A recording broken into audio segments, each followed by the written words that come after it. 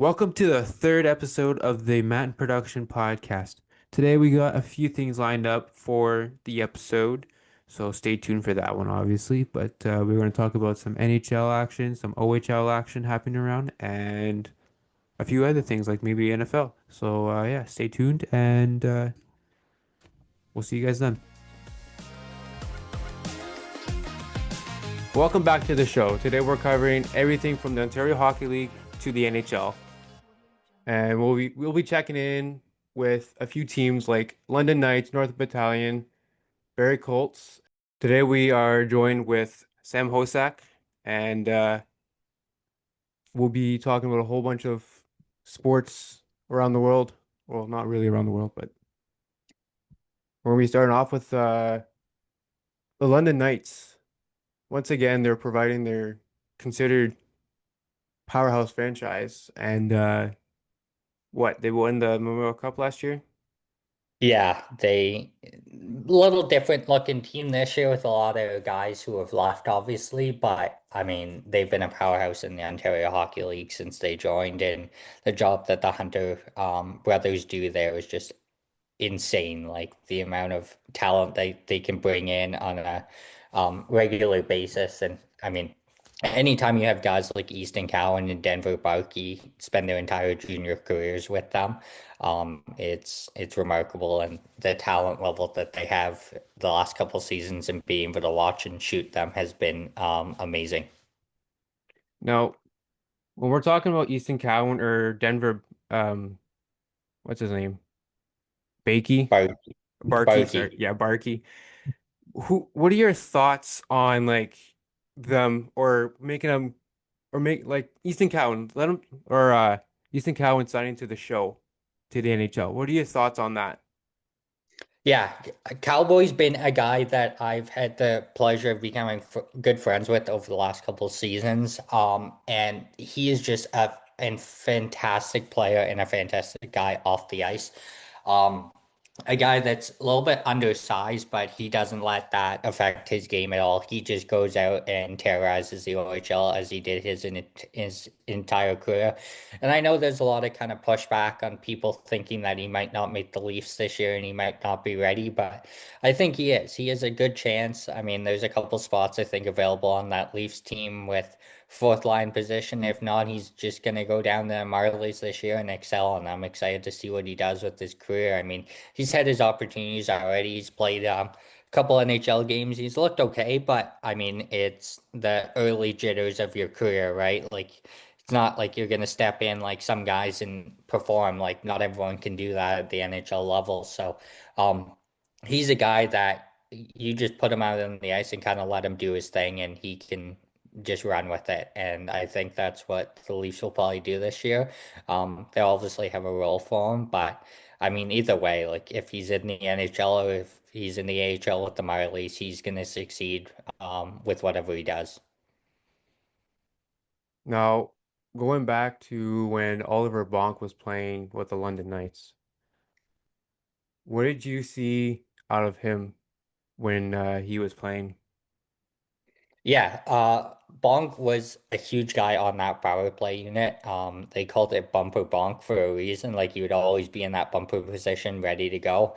And anyone you put out on that power play, it was just basically automatic with that London Knights team the last couple of years. With the amount of st skill and talent they had on that team, it was absurd and nothing like I'd ever seen on any other OHL team in the last couple of years. Like they knew where each other were on the ice and knew what position to be in. And I mean, they obviously had their set plays and stuff, but they just kind of rolled with the way things went and they had a lot of success with it, obviously. I mean, had the tough Memorial Cup loss a couple years ago, the Sagan on the last minute, but I mean, it seemed like it was a whole revenge tour for them last year. And they just ran with it from the very start, and I'm sure the Hunters had that message from the start that it kind of seemed like it was Memorial Cup or bust for that team because I mean obviously everyone was kind of leaving at the end of the year. They're big guys, so they all wanted to go out with that. And I mean, a couple OHL championships and getting the Memorial Cup for all those guys must be pretty special. Oh yeah, for sure, big time. Especially that. their head coach is what? They got a what's his name? What's the head coach's name again? Dale Hunter. Yeah, Dale Hunter. He got a he broke no, he didn't break a record, but he got a what was it? Most career wins, Yeah, something like that. Like he something like reached like that. 1,000 wins or something Yeah. like that. Like I mean, he should have another Memorial Cup, but he was coaching in the NHL for a year, so he missed out on the 1 year that they won it. But I mean, just his resume speaks for itself, and I'm sure that when the time comes, if there's an NHL position open, I'm sure he'll take that when it comes again, if it is there for him, or maybe he does stay in London. But I mean, at this point, there's not really. He's one of those guys that the end of the day, you can't really win much more in the OHL and CHL than he has really. So Yeah. I'm sure at one point, the Knights dynasty will continue once those guys leave, but they're the reason it's the way it is right now. Now we're gonna switch it over to the Barry Colts. Is there anything you want to talk about on that topic Yeah, specifically? they're gonna be a strong team, I think, this year. I mean, it's tough when you lose the talent level that they did last year, but they have a lot of young guys coming up this year, and they're going to be a fun team to watch for sure. At the end of the day, I mean, as you saw with shooting in North Bay, that big line of Vince Steensel, Romani, and Wakely terrorized the OHL when they were in North Bay, and they did the exact same thing in Barrie. I mean, at the end of the day, it took a little while for them to get going, but um, that was a fun line to watch last year for sure. And they're going to do great in their careers. But I mean, at the end of the day, it is what it is with teams and guys moving on. But they have a strong young group, and I think they'll be a fun team to watch this year. Now going back to the New York Islanders, uh 17th round pick, Kayshawn Aitchison. He's a big hitter for sure. He's got well, usually in the right spot, right time, half the time, right? And Yeah, for him to go this first round, 17 round pick is amazing for him himself, right? yeah. What are your thoughts on him? Cash is a guy that I've had the pleasure of watching his entire junior career in Barrie, and the sky is the limit with that guy. The work ethic he has on and off the ice is absolutely insane. Like he puts in so much work when it comes to off ice in the gym and to help him get prepared for on ice. And I mean, his on ice game speaks for itself. He had some injury troubles his first year. He got hurt in a junior A game and kind of missed some time and wasn't able to kind of perform in his first year and was getting scratched a little bit. But ever since then, Marty Williamson and now Dylan Smoskowitz, who's going to be coaching this year, they had a lot of praise for him every game that he played. He played big minutes. And I mean, the things that Cash did this past season were insane. Like almost hitting 30 goals, I'm pretty sure, and just had a huge offensive side to his game. And I mean, his defensive game speaks to itself. If you're coming up the middle, in Sadler Arena with your head down, Keyshawn Aitchison is gonna murder you, and he did that to a couple Oh people yeah. the last couple of years. So Uh, just some big hits. He plays the game as a two-way defenseman. He can score goals when it's needed. He had some really clutch goals for that Colts team last season, and uh, um, just he is probably one of the toughest guys in the OHL. If he does end up coming back this year, he definitely will be again. But he kind of had the belt for that the last couple of seasons and will again this year if he comes back. But he's got a bright future and he might even contend for a spot with Schaefer up there with the Islanders this year. Obviously, Schaefer is going to be a lock to be on that team probably, but Keyshawn Aitchison is not far behind. I know he hasn't signed his contract yet, but I'm sure he will. I'm sure he'll go to camp. I think he was at the rookie camp recently, probably, so probably had a good impact there. And if he comes back to Barrie, it's he's going to be a guy to watch out for because I mean, scoring as many goals as he did the last year, I'm sure that gift is still going to be there for him, and the big hits are never going to leave his oh yeah. game. So that will be exciting to see once he gets to that NHL level. But he's a guy that he's got the leadership. If he gets an A or a C this year, I'm not sure what they're going to do with that, but he's definitely a candidate to be their captain this year for sure. For sure. He's on the verge of getting there on the top level. Yeah. Or he's already there, but we're moving on to the North Bay Battalion and they continue they had their somewhat called rebuilt year last year with the trades and all that stuff happening. Plus, throughout the summer with the trade for Tarion and big shocker for the North Bay, for the North Bay fans for that one, obviously. And what are your thoughts on the trade itself, on and the league itself or the team? Yeah, North Base, obviously they had those very successful years, three straight Eastern Conference finals. Obviously, unfortunately, couldn't get over the hump of winning it, but they had the talent there and they still do. I mean, Mike Mcivor is one of the best goaltenders in the Ontario Hockey League, and he's gonna be on a whole new level now. He's been invited to some NHL camps recently, I saw, so I think he'll bring that um, whatever we learned Sayo back to North Bay this year, and him and Jack Gleason are a terrific tandem to have in net. And I mean, at the end of the day, North Bay is one of the best markets I feel like in the OHL. The fans are so passionate. They always say the seventh man. It's just the way it is. North Bay loves their hockey, and I mean, they obviously had a few years where they didn't have a team when the battalion moved down south, and obviously that didn't work out, so they came back, and it's succeeded ever since it's come back to North Bay. So North Bay as a whole, it's a huge hockey community, and they deserve the battalion there for the rest of um, the time that they can be there because they're succeeding, and I'm I'm excited to go up there a couple times to get to shoot some games.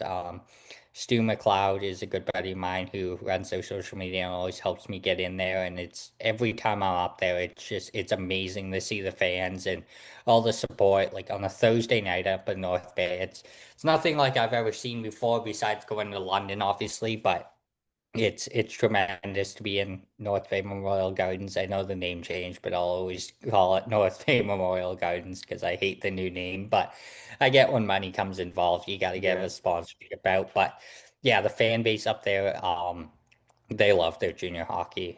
Saturday or Thursday nights, I'm pretty sure, and then Sunday afternoon, sometimes it gets rocking in there. Like especially in the playoffs. The Oh yeah. playoffs in North The Bay, it's playoffs is a whole insane. different story.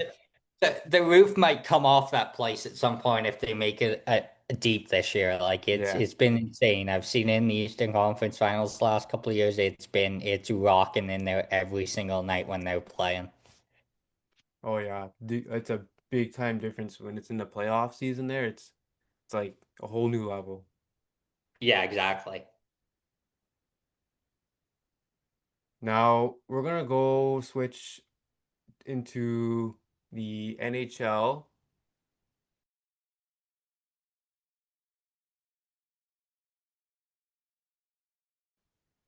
and we're gonna talk about some blockbuster headlines and one of the biggest stories that just happened was the Mitch Marner trade, and it shocked a lot of Leaf fans, that's for sure. And some of them weren't ha too happy about it. That was a big one for sure. So, what are your thoughts on Yeah. that one as a Leaf fan on that? As a Leaf fan, I've been a Leaf fan my whole life, and I mean, I was happy when Marner was here. 100-point season during the regular season, he was a huge performer. But I mean, every year when it comes to playoff time, they can't get it done, unfortunately, and that just a heartbreak of being a Leafs fan for your whole life. Hopefully, you'll see a Stanley Cup once, but um, at the end of the day, they have the skill, talent there. In terms of Marner. I I loved him when he was with the Leafs, and I hope he has a lot of success in Vegas. I think a new start for him was what was kind of needed at this point. Um, Obviously everything that kind of came out once the season ended and he was at Hockey Canada camp for the Olympics and what happened or what came out with Mark Masters was kind of a shock. But at the end of the day, when you're a Leafs fan and someone's family safety comes into it. That should never happen. Um, that was disgusting to hear as a Leaf fan that people were leaking his address and stuff like that. That's something that needs to stay out of the game of hockey at the end of the day.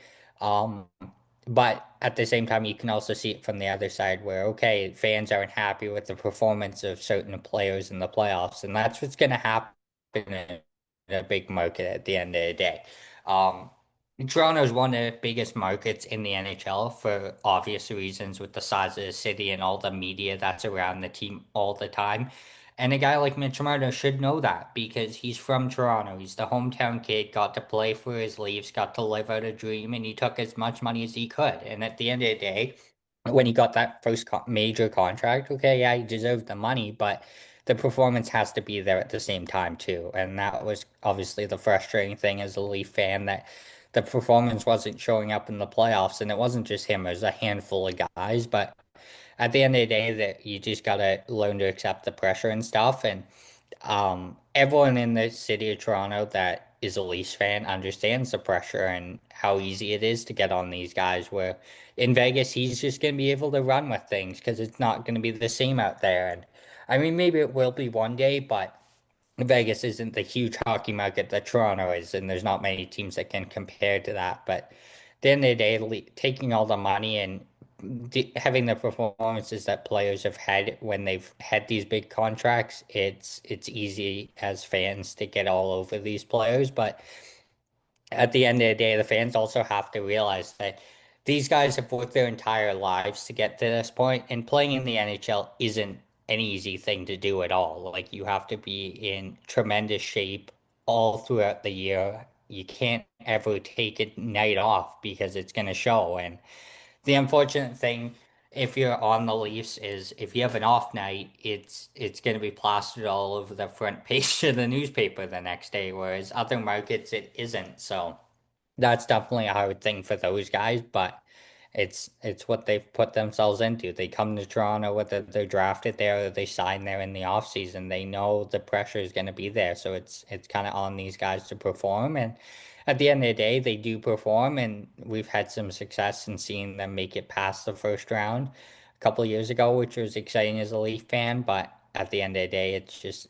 when you run into a powerhouse like Florida has been the last couple of years, it's kind of hard, but you also can't lay goose eggs in the playoffs like they have the last couple of years. So, um, I also did see Craig Bouvet talking today because his camps kind of started to open up today about how he doesn't have to talk about the core four anymore. And I think that's going to be a good thing for the Leafs. Like, get that stuff out of there. That's something the media has kind of been pushing the last couple of years. And I think it's weighed a lot on those players, and I think now that there's a chance of that being gone, that okay, maybe these guys can perform and come out and have unbelievable seasons. I had the pleasure of getting to randomly shoot Austin Matthews and Max Domi a couple of weeks ago when they were skating in Toronto, and Austin Matthews looks really good. I don't know what it was last year that kind of held him back a little bit. I'm sure there was an injury or something, but the way he was snapping it around on the ice, I think he's 60 plus goals again this year, and it's going to be fun to watch. And even Max Domi is looking good out there. I mean, I saw today that they were kind of considering maybe putting him on the top line with Matthews and Nylander, and that would be something that would really help Domi. I mean, his dad played here. He's been here the last couple of years and has had some success, and he'd be a guy to watch out for this year as well. Yeah, big time for sure. Especially that Max Doby, he's been doing some off-season training as well too, and I'm sure Matthews as well, as you were taking pictures or saw him there at the practice facility the other day, or like what, a few months ago. Couple of weeks ago, end of August. Yeah, it was in Muskoka, I believe. He was in Toronto. Toronto, yeah. Yeah. And then we got Marc-Andre Fleury, who announced his retirement, and then he also signed a PTO with the Pittsburgh Penguins to play two exhibition matches or exhibition games with the Pittsburgh Penguins. I'm pretty sure that the Pens fans and all that are happy that he's coming back to play 2 games with the Penguins and then signing off after that. What are your thoughts on his uh his signing on that one? Yeah, I mean that goes back to and a huge kudos to Carl Dubas for doing that, who's now the GM there.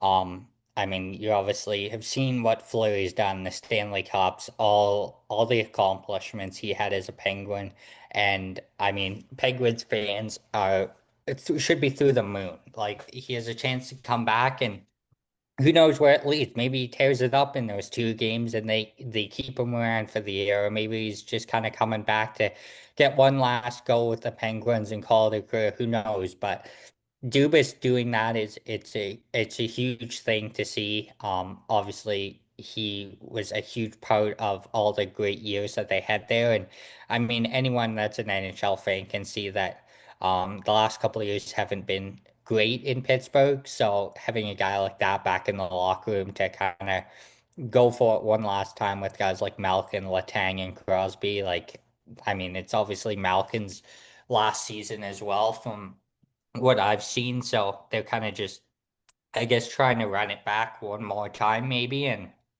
I think it will work out. I can see Flurry making a push to be there all year, and I'm sure he would love that. Like he's a guy that was drafted there and played a majority of his career there. Obviously went other places, but at the same point, like he's a guy that it's so he's one of those guys that you start your career somewhere, you should end your career there. It's the same thing as what should have happened with Curry Price. Obviously, like his contract was traded recently Yeah. to San Jose, but I mean, everyone knows he's never going to play a game again. So, um, him and Price are 2 guys that they should retire with the teams that they spent the majority of their careers with, and I'm sure that'll happen with Price at one point when he's finally ready to do it. He'll sign a contract or something with Montreal and end it that way. And I'm sure that's what's going to happen here with Fleury. If it doesn't work out in the preseason, then he just calls it quits as a Penguin, and that's the way it should be for that guy.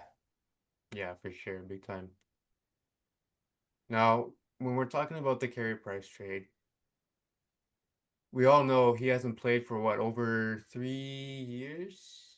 Was it more than 3 or something like that, yeah. something like that? And trading Carey Price to San Jose for um a fifth round pick and Gannon LaRock, I believe. Yeah. Yeah. I'm not I'm not a Canadians fan myself, but I don't think trading a goaltender who hasn't played 3 years to a team um who he won't play or won't play due to an injury. I don't know if it is healed, obviously, but he doesn't want to re-risk the injury again. Right. And then I believe they signed him for 4 years.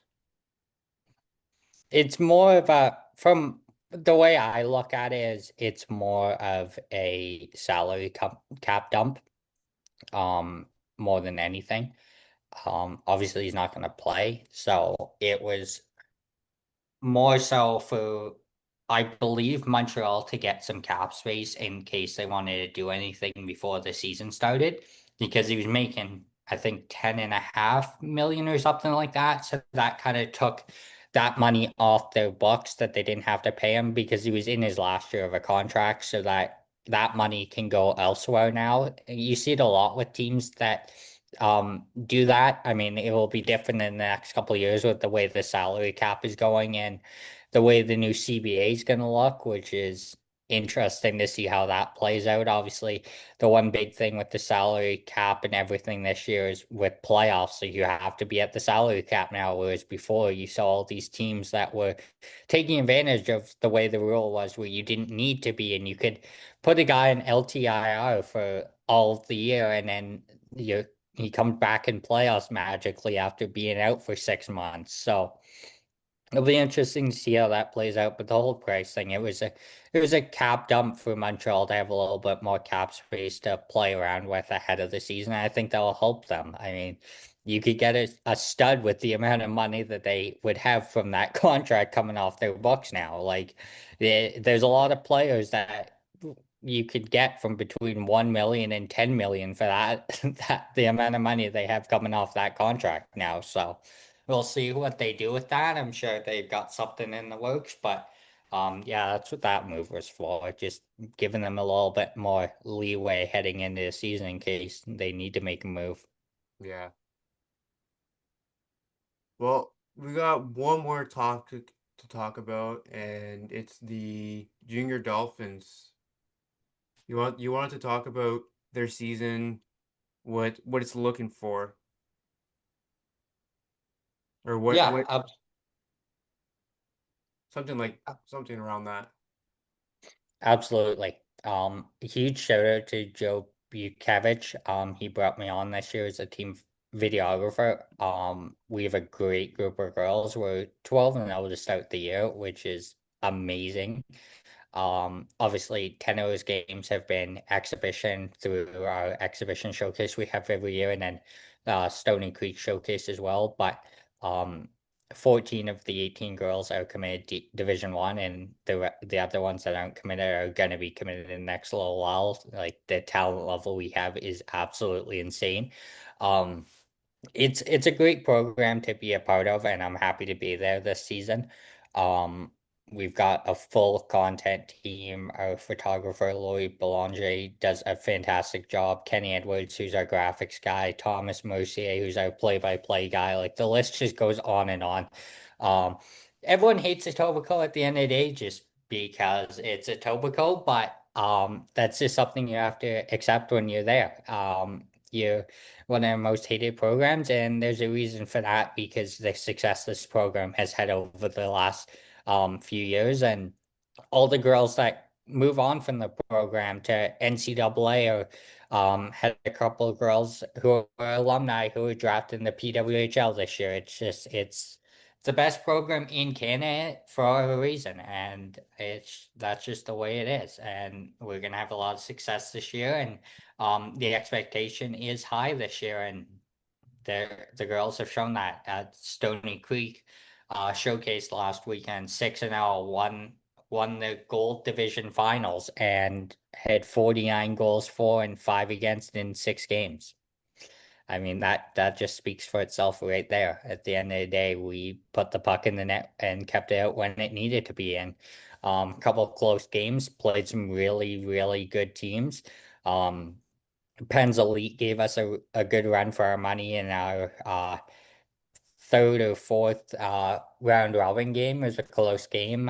We pulled away with a late goal in the third period, but um, just kept rolling from there. And yeah, that was our fourth round robin game actually. Put us in first place, moved on to play BK Selects on Sunday morning for the semifinals and cruised to a 10-1 victory and then took down Burlington 6-0 in the finals. So our girls showed up all weekend ready to go. And that goes back to the staff of everyone getting everyone involved. We have amazing staff that gets the girls prepared. We have a huge sponsorship with Gatorade this year, actually. So that gets the girls all fueled up for the game and everything.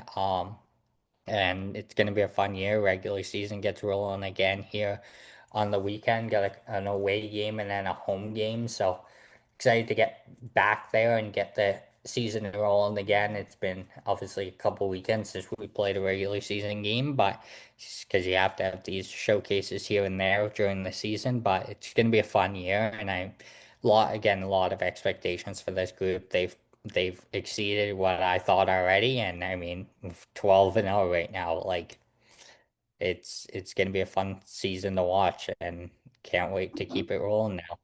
Yeah, for sure, big time.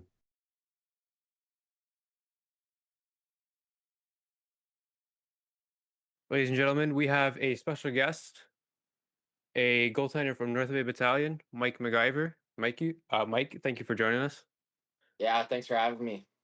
So you've been invited to um the Anaheim Ducks camps the last 2 years, right? Correct. Yeah. Yeah. And how does that feel?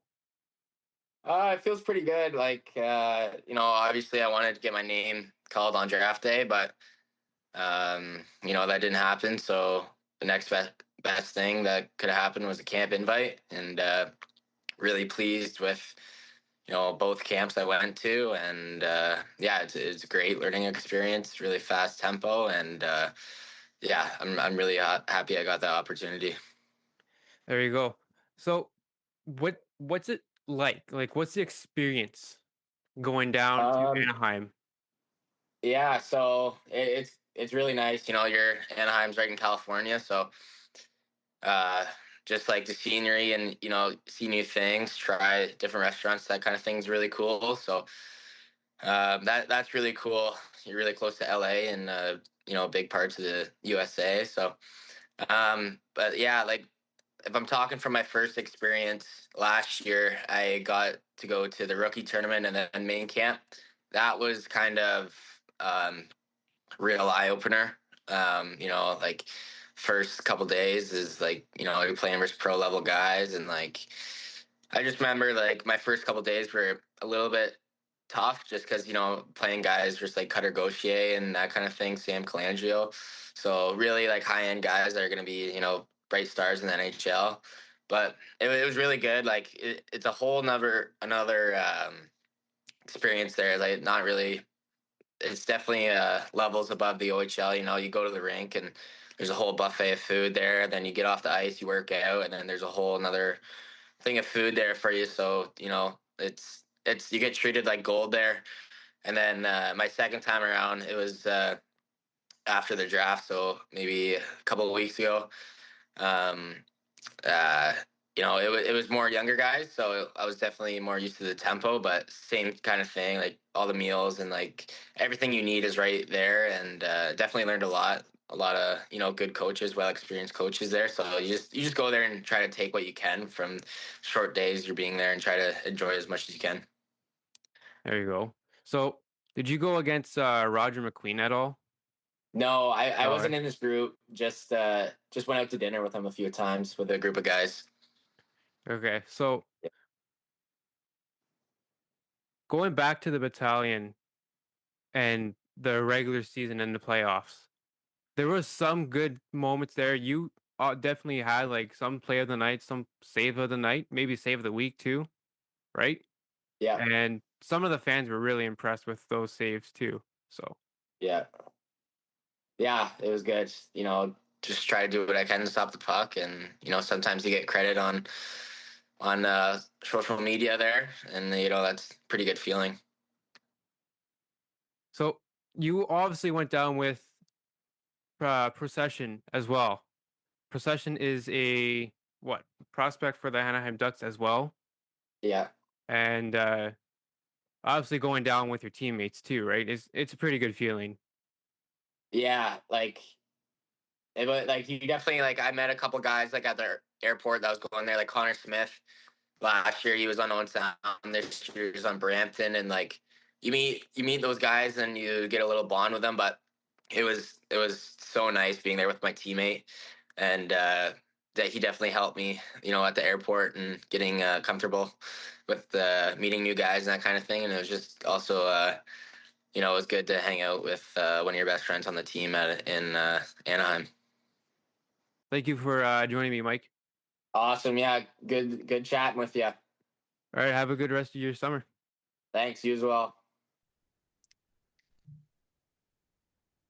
All right, so that will be it for today. Talking about the OHL, the NHL storylines, and a few things about and a few of the old WHL. Um, Thank you for tuning in, and thank you for Sam Hossack to join us today in today's episode. Yeah, absolutely. Thanks for having me on, buddy.